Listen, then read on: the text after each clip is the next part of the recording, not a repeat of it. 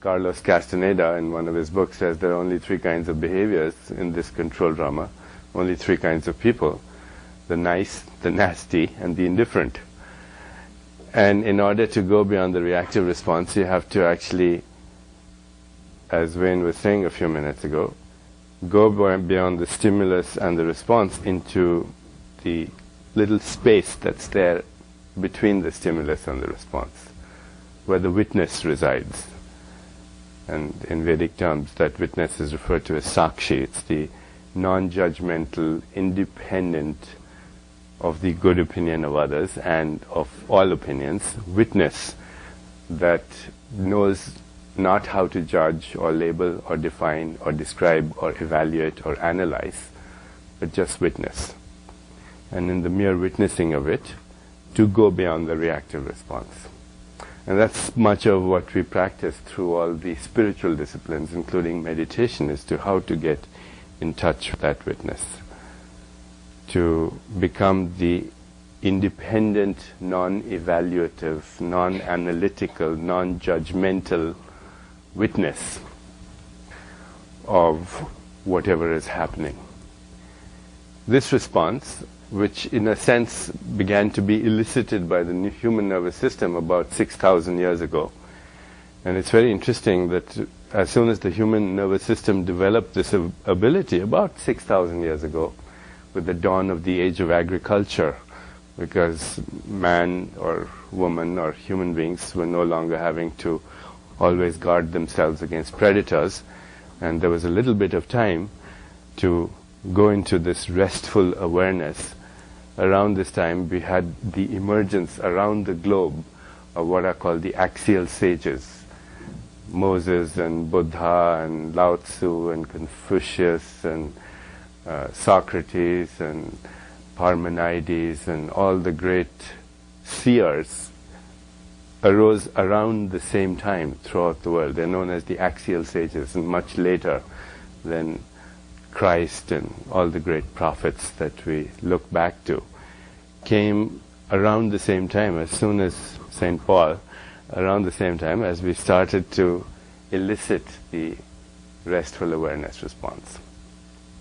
Beyond the restful awareness response, the human nervous system developed yet another ability, which is best called the intuitive response. The intuitive response is to go into a mode of awareness where not only can you have that ability to witness, but you have the ability to do what Wayne was saying, ask.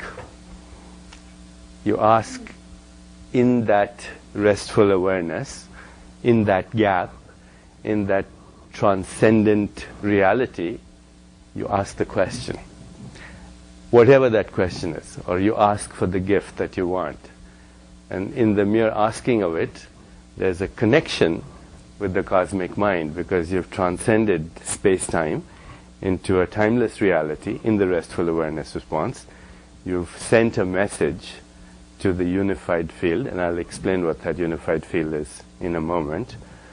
And that message is now being computed by cosmic intelligence, and the answer is coming from there. So intuition is a mode of intelligence that goes beyond the rational mind. Intuition is a mode of intelligence that is contextual and relational and holistic. It doesn't have a win-lose orientation. It is never based on direct cause and effect. It assumes that for any one thing to happen in our lives, there is a conspiracy of the whole universe. So if this woman gets a cold, it's because she's inviting a pathogen that every one of us is exposed to, but she's already laid the grounds for a different kind of conspiracy. No illness, by the way, is ever due to a pathogen. That's a very, very misleading kind of idea in medicine, that pneumococcal pneumonia occurs because of pneumococcus, or that AIDS occurs because of HIV infection, or that cancer occurs from carcinogen, because lots of us are exposed all the time to all these things, whether they're viruses or carcinogens. Illness is always a conspiracy of improbabilities. It's a susceptible host that falls prey to a pathogen.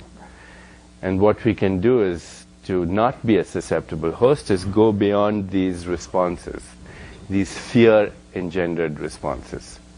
Intuition really is the kind of intelligence that taps into the cosmic mind. So that's the fourth kind of response that we have the ability to elicit. First one was fight-flight, the second one was reactive, the third one was restful awareness, the fourth is intuitive. The fifth response, which even goes beyond the intuitive response, is the creative response. As a result of that insight, in the result of the knowingness that you have, as a result of asking the question and placing the intention, is now the ability to create something that never existed before. The creative response, which is a purely human attribute, because we are made in the image of the Creator, it's a purely human attribute to create something that actually never existed until the moment you create it, whatever that is, whether it's a poem or a piece of music or a scientific discovery, whatever. Beyond the creative response is yet another response, which is the visionary response, which is to have a vision of possibilities that never existed before as a result of your creation. The visionary response is, I have a dream and I know how to manifest that dream. And it begins with a very little small incident. Mahatma Gandhi is in a train in South Africa, and he's thrown out of it because he has too much melanin in his skin as compared to the English over there. And he suddenly has the vision and the dream that ultimately leads to the demise of the British Empire. Or Rosa Parks is sitting in the back of a bus and she's asked to move in Mississippi, Alabama, and she suddenly has the vision, and the civil rights movement is born. The visionary response, which goes even beyond the creative response. And then way beyond that is something called the sacred response, which is really what manifestation is all about, is to ask yourself, where's all this creation coming from? What's the source of it? Wayne was mentioning poets, and this is something that Wayne and I have in common, that we really, really admire the great poets of our civilization, because poetry in many ways is a raid on the inarticulate. It goes to the source of creation itself. And a great Indian poet, Rabindranath Tagore, one day he was looking at a field of flowers, and he wrote this poem where he says, where is the fountain? Where is the fountain that throws out these flowers in such a ceaseless outbreak of ecstasy? Where's this coming from? What's the source of creation? And we all have our own kind of interpretations of it, but the source of creation is beyond interpretation. The source of creation is that ultimate ground of creation where we all come from. And in traditional religions, that ground of creation has been referred to, of course, as the cosmic being or God, or the source of everything that we consider sacred.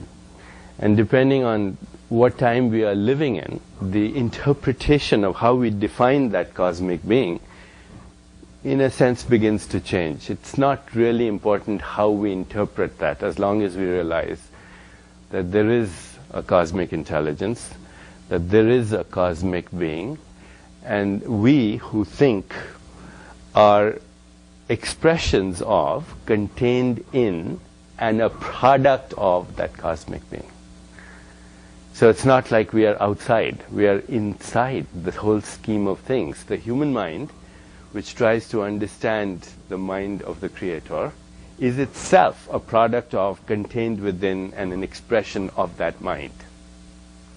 So the more you can understand your own mind, you start to eavesdrop on the nature of that mind. There's a prayer that Saint Augustine had. He said, all my life I've been knocking at the door,